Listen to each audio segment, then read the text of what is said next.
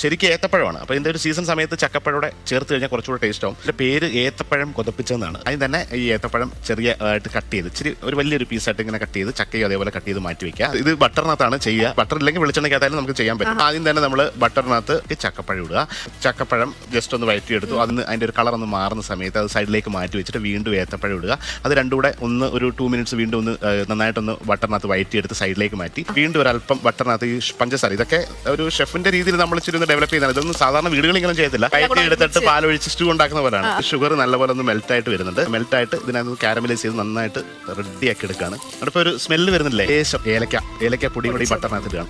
എന്നിട്ട് നല്ല കട്ടിയുള്ള ഒന്നാം പാലിലേക്ക് കുറച്ച് അരിപ്പൊടി, പുട്ടിന്റെ ഒക്കെ പൊടി ഉണ്ടല്ലോ, ആ പൊടി വീട്ടിലുള്ളത് അതുകൂടെ മിക്സ് ചെയ്ത് കുറച്ച് ലൂസായിട്ട് ഉണ്ടാക്കിയിട്ട് ആ അരിപ്പൊടിയൊക്കെ ഇരുന്ന് വരും. കുറുകി വന്നിട്ട് ഇതാണ് അതിന്റെ പരുവ്. എല്ലാം ഒരു പ്രത്യേകതരം ഫ്ലേവറാണ്. ഈ പഴത്തിന് പോലും ഒരു സ്വാദ് വേറെ ആയിരിക്കും. കുറുക്കി ഈ പരുവത്തിൽ എടുത്തു കഴിഞ്ഞാൽ ഏത്തക്ക കൊതപ്പിച്ചാവും. ഇത് അപ്പം ഇടിയപ്പത്തിലൂടെ ഉഗ്രൻ ബ്രെഡിന്റെ കൂടെ ഒക്കെ കഴിക്കാൻ പറ്റിയ ഒരു സാധനമാണ്.